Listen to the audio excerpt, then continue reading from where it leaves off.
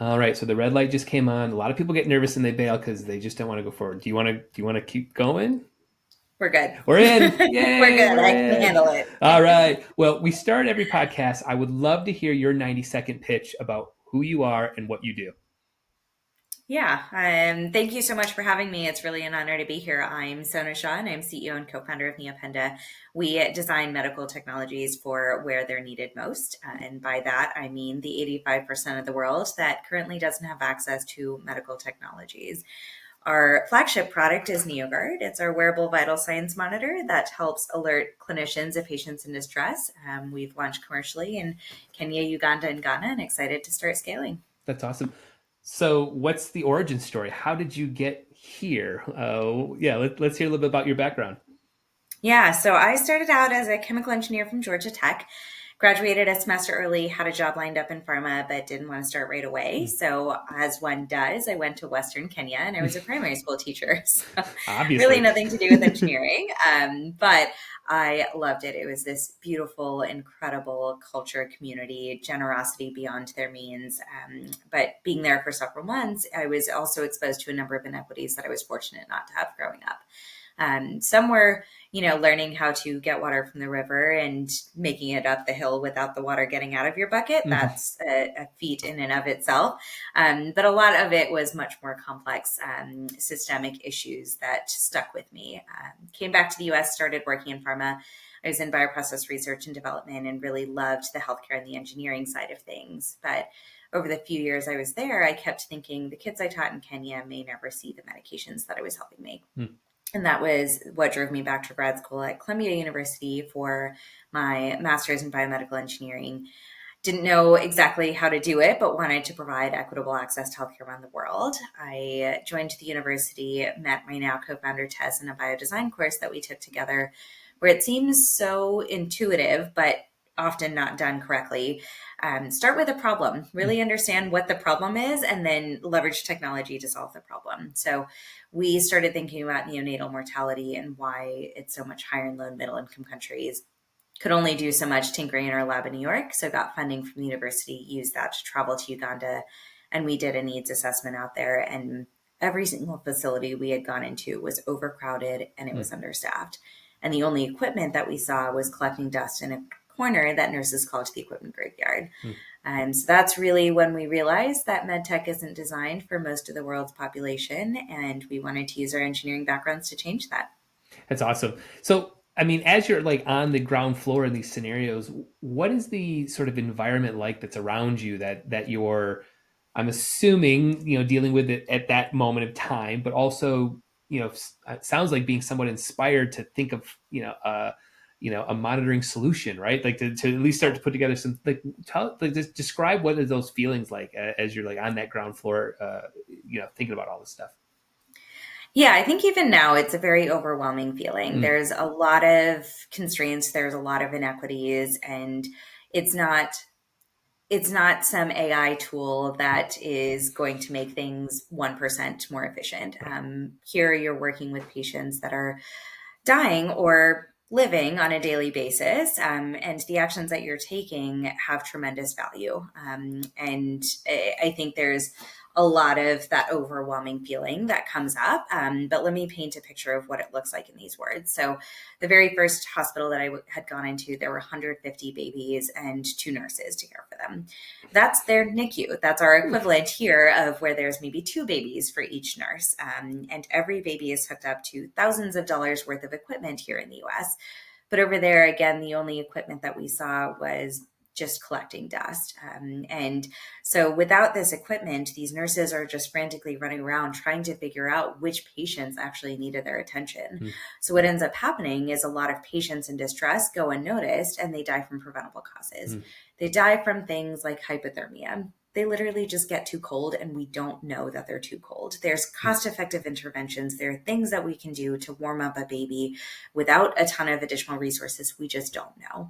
They're dying from things like respiratory distress, which really complex cases certainly have, they have an ability to prevent or save a patient's life. But in most cases, They're just struggling to breathe. We just need to give them a little bit of oxygen, a little bit of help to be able to do that. The problem, again, is just not knowing that they're struggling to breathe. And so a lot of these instances are what led us to create our vital signs monitoring system that helps nurses identify which patients are actually in distress so that they can provide more timely and appropriate treatment to their babies. Wow. Can we walk through, or can you kind of walk us through for our listeners who are just listening, maybe like what's the wearable doing? What's the Yeah. tech kind of behind the scenes? What's happening? Yeah, so the NeoGuard system is a wearable vital signs monitor. It continuously measures 4 different parameters in a simple headband that's worn on a patient's forehead. So measures pulse rate, respiratory rate, oxygen saturation, temperature. So essentially all of the vitals that are needed to just monitor a newborn in a hospital type setting. What we've done differently is translate those big, bulky, multi-parameter patient monitors that cost a ton of money Mm-hmm. down into something that's really simple, easy to use. So the device is worn on the patient's forehead. You can clean it with alcohol, recharge the battery with a standard micro USB charger, register them in the app, which only takes a couple of seconds on a tablet. And then you see the vital signs in real time. So they're consistently updating. And as the vital signs go outside of healthy ranges, nurses are immediately alerted of which vitals are outside of healthy ranges. She's alerted in many different ways so that she can provide that treatment more robustly. And it's not just a single patient that we're monitoring at once. Up to 15 patients can be visualized on a single tablet. So you really do get that real-time view of every single patient that's in your hospital. And you have the trends over time. So you can tell whether your treatment's working or it's not working. So we've launched this again commercially in a few countries and now excited to start scaling. So I'm assuming you've spent a lot of time, you and your co-founder, building this. This did not happen Yes. overnight. I think that's a safe Yep. assumption here. That's a very safe assumption. Safe 10 assumption. years. Great. Yay. Good assumption here. So as you guys are in the weeds designing this, and I'm assuming you're getting some feedback, what is like one of the, you know, just one of the things that only exists right now because of the feedback that you got from, testing it? Like, is there one feature that you just, this came from maybe this story or this person or this thing that happened that really kind of pushed you guys over that edge, or like put this idea kind of together? I don't think there's just one instance, because I think the first 7 years of our journey, we've been around for 10 years. The first 7 years were really the R&D phases. And honestly, the first 2 years of our journey was understanding what's the problem to begin with. We would never go into a hospital saying, do you need a vital signs monitor? Right. We were really trying to understand what is the most pressing issue that these nurses are facing. And it really was being able to identify which newborn was in trouble. So that lends itself well to a vital signs monitor. But one of the things that we take most pride in is our human-centered design, user-centric design. So designing with and for communities, in many cases becoming a fly on the wall in the wards. I've spent many nights overnight in the hospitals just really trying to understand, what does that workflow, what does the natural pace look like? And then once we had our first prototype, putting it through clinical trials, getting it into the hands of our users, our parents, our stakeholders, finance admins, a variety of stakeholders to really understand how to design the product. An example perhaps that I can give of that is early on, the device is worn on the newborn's forehead. We were testing on multiple locations on the body. And while the forehead is not the most obvious choice in from multiple perspectives, it does yield the highest accuracy. But perhaps even more importantly than that, users or nurses would often tell us, don't put it on a newborn's chest. It's really hard to put something around their chest. They're swaddled. They have other equipment. There's all sorts of things that are on these babies. And so we changed from a chest based system to the forehead. And that's now the kind of primary reason why it's on the forehead. Similarly, we thought that we would alert our clinicians through a text message an SMS on their phones. Everybody has phones. They may not be smartphones, but everybody has a phone in the communities that we work in. So we're like, great, we're going to just text them. And they said, absolutely not. I don't want alerts on my personal phone. I don't have my personal phone when I'm in the hospital. It's in, my bag in the back office. And so we changed it to really kind of alert in a few different ways. Our alerts now, there's 3 different ones. We know alarm fatigue is a massive issue around the world. So now we alert where the wearable itself, it flashes red when the vitals go outside of healthy ranges. There's an auditory tone from the tablet, and the vital flashes red itself on the tablet itself. So many different ways that we alert that something is wrong with the patient. So every step of the way, we involve users in the feedback of the design. So it really is largely their design, and that's a lot of the reason why we've been so successful. So for our people that are listening, the product really looks clean, slick, very well designed. I got to imagine that that was quite a journey just to get the prototypes and the product working and aesthetically looking good, all of the steps. How did you like jump into that and navigate that? Is that I didn't hear you say you studied that, or you went to school for that. So like that is a massive test and just a big undertaking. So walk us through a little bit around just maybe the pain points and how hard it was to get to where you are right now with just the physical product itself. Yeah, I think medtech, unless you're in the realm of medtech or maybe pharma, it's very underestimated the amount of work that goes Yeah. into creating a medical device and the time that it takes to do that. Again, these products are not just they can be good enough to get the A or Mm-hmm. good enough for a consumer to be, somewhat pleased with it. This could be the difference between life and death for a patient.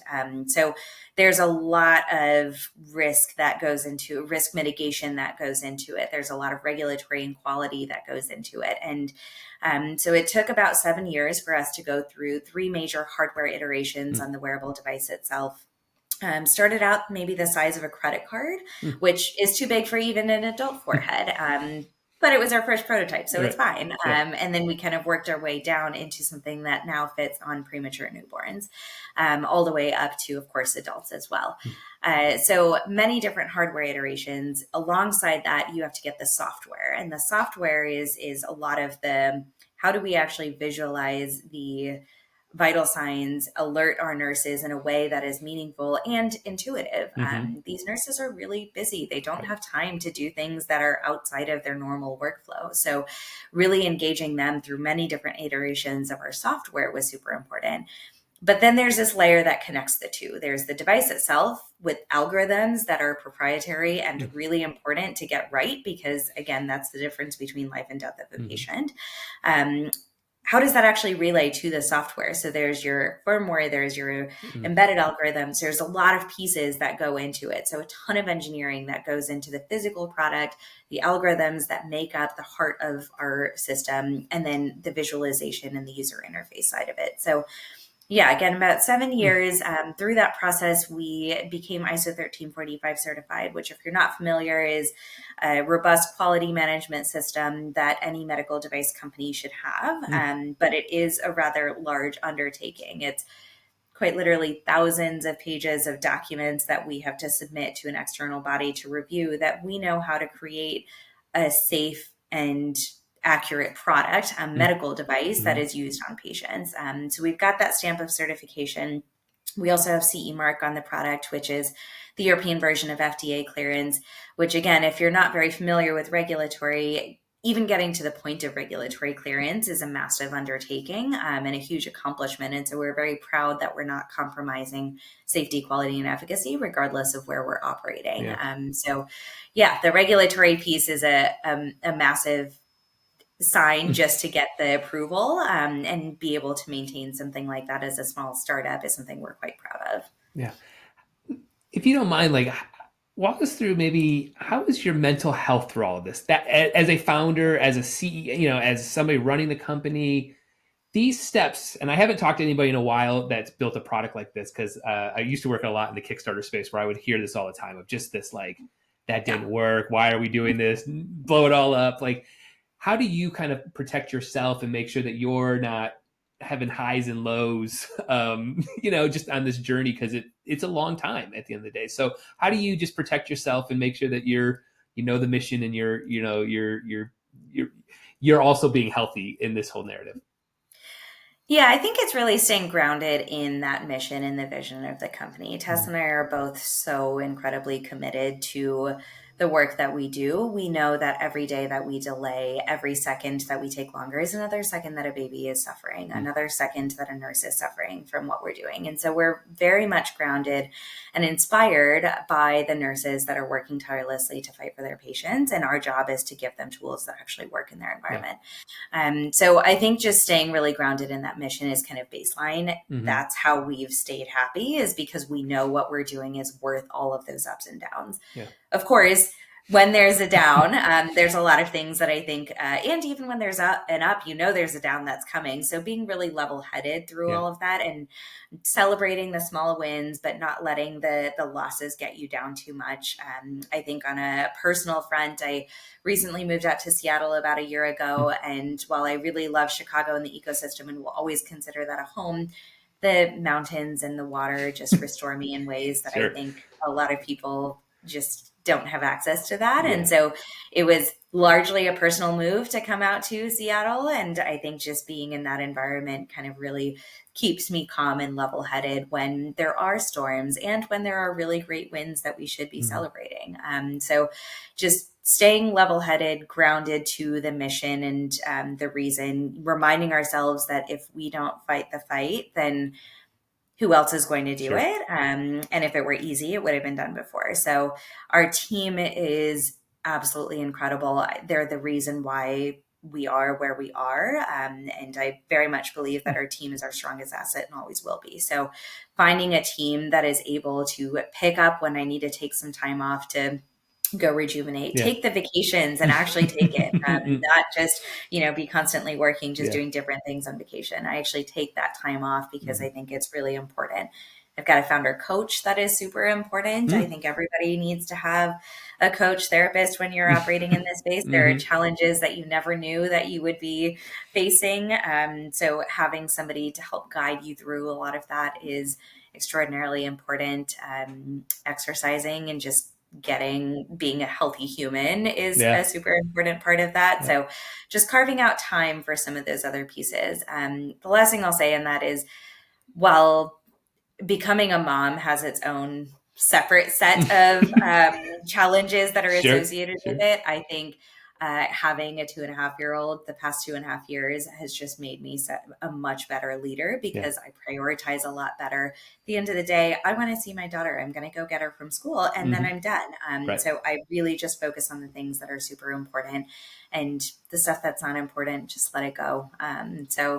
Having family and friends to support you is a really great way as well. Yeah. I mean, you mentioned two things in there that I tell everybody. I coach a lot of startup companies. I'm like, one, just go outside because we're all Yeah, on a computer all day. Like, literally, just yeah, go outside. Like, it's not exactly. that much more challenging than that. And the second one Yeah, is more and more it's surrounding yourself with people that have just been in the battles, right? So I yeah, coach a lot of companies where they come to me and they're fighting about something, the CEO, the tech team, they're little marriages, right? They're yeah, little worlds, right? And sometimes you just need a third ear to just go, I hear both of you and that's yeah, fine, but you got to yeah, move on. Well, let's move over a little bit, maybe to like talking more around just business growth and impact right now. yeah. So I think, correct me if I'm wrong, you're in about 30 plus hospitals in Kenya. I think that's what my dad, give or I think take. 40 plus now, Oh, wow. Okay. since then. So we've grown, which has been really exciting. And overall, about 50 plus hospitals, mostly in Kenya. So 40 plus in Kenya, and then 50 plus globally. So, I will be transparent here too. I've worked with a number of startup companies in medical that getting into hospitals, woo, just navigating the complexities of the healthcare. How are you guys Yep. doing this, and what have you been learning about jumping into that space? It's just so much red tape usually in my world. So how are you guys navigating that water? Yeah, there is a lot of red tape, and again, there should be, right? Hmm. Yeah. There's where medical systems are complex. Your buyers are different than your Hmm. users, who are often different from your beneficiaries, and so Yeah. you're interacting with multiple different stakeholders. I think the added complexity is working in the markets that we're working in, where the traditional model of getting medical devices is donations. Mm. We are displacing that. So I think one of the big things that we've learned over the past several years of commercialization is that we the innovation is not just in the product itself, that there's a huge piece of that of designing an appropriate technology, but there's a whole other half of innovating on the business model and making sure that your users can not only procure the devices, but use it in the way that it's intended to be used. And so we care very deeply about that and making sure that it fits in that whole system. So we do sell directly to our hospitals. We have our own sales team that is actively pushing products across multiple regions in Kenya. And we started out in the private sector, which allowed us to have higher purchasing power, less bureaucracy, easier to get our foot in the door. That led to enough interest from the public sector, who did have their own ability to purchase devices. And so we started to get kind of bigger orders from our public sector. Longer acquisition cycle, but bigger orders. And that led to now where we are negotiating with 11 plus county governments across Kenya. County governments are the equivalent of our states. And so the opportunity is quite massive for us to be able to have widespread impact in facilities. There is a lot of bureaucracy, and it is subject to political, environmental, ecosystem plays. And so I think navigating the complexities of healthcare around the world in today's world is a massive undertaking. But again, 40 hospitals in Kenya is not a fluke. It's not something that we just happen to know a couple of people that got us our first sales. 40 is enough to kind of demonstrate that we now know how to sell to our facilities, that they are loving the product that we have, and we're having the impact that we want to. Yeah. Now what we're focusing on is how do we grow from 50 to 500 to 5,000, and setting up the infrastructure that allows us to do that. Yeah. And that was going to be my next question, is just kind of beyond Africa, like where do you see the technology globally kind of going? Are there other pockets or regions that are, I guess, higher on your list? Just what does that look like? Yeah. So it's been what's kept me up the most at night recently is thinking about growth strategy. I think a lot of startups often fail when they try to scale before they had the ability to, and don't know how to say no. So the biggest challenge that we're going through is that there's too many opportunities for growth, and how do we kind of really focus in on what is the most essential and necessary piece of what we're doing? How do we kind of move beyond the cloudiness of that? So our strategy is largely to focus on the facilities that we've already sold to, but now instead of just working with neonatal patients, upsell them to pediatric and adult patients. Relatively minor adjustments on the product itself. We already have them as customers. They already like the product. They already like us. So it becomes a relatively easy expansion opportunity, kind of a land and expand model with our facilities. Beyond that, continuing the theme of listening to our customers, we've gotten a lot of feedback that secondary, tertiary level care where inpatient monitoring is essential is obviously really important.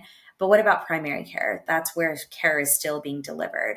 Just for reference, in Kenya alone, there are 13,000 health facilities. 13,000. Our target market within that for this existing product right now is 3,000. What about the remaining 9,000, 10,000? There's a lot of facilities that exist that still need the product, but maybe not on the inpatient monitoring side, more so on the spot checking. How do we know when a patient actually needs to go into a facility and stay there overnight versus staying out of the hospital and not crowding the beds when there's just no bed capacity? So we are expanding the use case of our NeoGuard monitor to include NeoSpot, which is our spot checking application that is used for primary healthcare. So kind of growing within our existing customer segments, growing beyond into health systems around an individual country, and then looking at geographic expansion. So, we're creating a playbook that allows us to understand and evaluate the healthcare infrastructure across African countries. There aren't 54 unique profiles for 54 countries in Africa. There are 3 to 4 different profiles that we've identified. So what we're proving now is that we can scale across these 3 to 4 different profiles and then have massive expansion beyond that. It's not limited to Africa. That's our starting point. But we are targeting the 85% of the world that doesn't have access to this. That's India, Southeast Asia, Latin America, Middle East. The list goes on and on for the opportunities because we've designed for the lowest levels of infrastructure. Wow. Yeah, that's amazing. So I believe, correct me if I'm wrong, you got some recognition from the UN WHO. Is that correct? Tell us a little bit about that. Yeah, so the UN, there's been a couple of different ways that we've gotten recognition from them. We did receive a prize from the UN as part of our participation in MIT Solve, which is a global program that allows us to think about that scalability. So it's maybe 2017, Hmm. 2018, something around there. So we were part of kind of this program, and we were very honored to receive the She Innovates Prize from UN Women, which gave us funding, but also access to resources, Hmm. technologies, kind of other pieces that were essential for the growth of the company. Recently, we've been recognized by the WHO. They listed us in their compendium of innovative technologies, and it was quite a rigorous process. The application process was very intense with lots of technical details, but also the commercial side of it. And so it was really just such an honor to be recognized by them recently, and just starting to get on the radar of these large multilaterals that have the ability to take this to scale. Unitate is another one that is a recent example that has listed us in their compendium of technologies. So we're really starting to kind of make waves in this space, and it's been such a pleasure to see how the ecosystem has changed with medtech, and that Neopenda is often spotlighted as one of the leading successes of medtech across the continent. Hmm. We shouldn't be that. We should see many more companies that are far further along than we are, but that's the reality of where we are, and we're proud to be helping pave that way. That's cool. That's awesome. Let's pivot over to how did you guys get to WeFunder and thinking about Mhm. crowdfunding in this journey? Just what's maybe some of the internal conversations and stories about using this as a funding mechanism? Yeah. So we've raised about $6 million to date, and about half of that is through non dilutive sources, grants, prizes, competitions. It's a Hmm. great way to de risk a lot of the riskier Yeah. elements of the company, to make med tech a little bit less cloudy to investors who don't want to deal with regulatory, don't Hmm. want to deal with manufacturing, all of those kind of Yeah. pieces. We've already done all of that. We've de risked the company through a lot of our non dilutive capital. The other roughly half, a little bit more, is from investment dollars, which have been from angels, family offices, institutional investors, kind of a wide variety of investors who are really great at providing capital to scale what we know to be proven. What we found is that there is a missing gap right now. And that gap is not just capital, but it's expertise. And the Hmm. reason I say that is because right now, in this pivotal stage of transitioning to scale, there is so much expertise that we could leverage from individuals. Hmm. That's not just how do we scale our revenue, it's also do we have our books right? Hmm. And how do we do inventory management? And how do we do HR and culture to Hmm. grow from a 10-person to a 50-person company? So there's a lot of back office stuff that I think can be best learned from people who are in the industry. And that's Yeah. not necessarily investors, it's not necessarily grants. Many of them can provide that Hmm. expertise, but so can individuals. So we wanted to do this WeFunder campaign as a way to, one, democratize access to investing, give people an opportunity to invest in something that is doing well while doing good. Especially in a lot of today's world, just being able to put your dollars towards something that is actually having an impact. I get to wake up every morning knowing that I'm helping save a patient's life Yeah. that day. I want everybody to have that opportunity to do that as well. But the other side of it is help me. We don't know everything. We don't have the expertise to do everything. And all of you as listeners, all of you as viewers have something that you can add. So we would love to connect with you on an individual level to really tap into your expertise, your networks, well beyond the capital itself. So we're really excited to be raising this campaign, and just the outpour of connections and advisory support that we've gained over the past few months has been tremendous and really, really exciting. So I'd love for you to be part of our journey as well. Yeah. Yeah. You mentioned a couple buzzwords that I try to tell a lot of people. It's like, yes, the investment dollars are amazing. We all need them. But it's also the partnerships and the collisions that you don't know that come from those that Yep. often have more value than the, I don't know, $5,000 or whatever the number is, whatever the Yep. number is. It's like, no, they connected me to this person, to that person. And that is the power of the crowd that, again, a lot of people get pretty focused on just the dollar amount. It's like, boy, there's other Yep. things, other valuable things. So, putting on your future glasses, what do you see maybe the next year looking like, to 5 years and maybe even 10 years out? Do you have big milestones that you want to hit around there? Just talk maybe about future a little bit in your world. Yeah, so over the next year, what we're really focusing on is scaling our efforts to be able to get to a point of profitability, to really prove that the markets that we're operating in are lucrative opportunities, Mm. both for impact and for profitability. Yeah. So we're an impact driven for profit. And that means that the more devices we sell, the more profitable we are and the more impact that we can have. There's no reason to compromise on either of those. So Mhm. getting to that point of profitability is what we're focused on for the next year. Creating that playbook for geographic expansion that allows us to kind of enter into new geographies, really understand what would it take to grow from 3 to 10 to 50 countries in the relatively near future, and just build the infrastructure in the background. That's a lot of what we're doing, building in the background, just so that we've got the infrastructure to scale pretty rapidly after this next year. As we do that, our R&D team has some pretty really exciting goals for the product roadmap and where we're going. Of course, there's kind of the expansion opportunities of the existing NeoGuard system, going into pediatric adult patients, going into primary healthcare and the spot checking. But we're also doing some really cool projects on AI, Mm. and would encourage you to reach out to learn more about what we're doing there for clinical decision support, predicting equipment needs in Mm. facilities, doing some risk scoring to help identify patients that are at highest risk for certain disease states. So there's a whole set of new things that the R&D team is really passionate and excited about, and working really hard to get it to market over the next 3 to 5 years. That's cool. That's cool.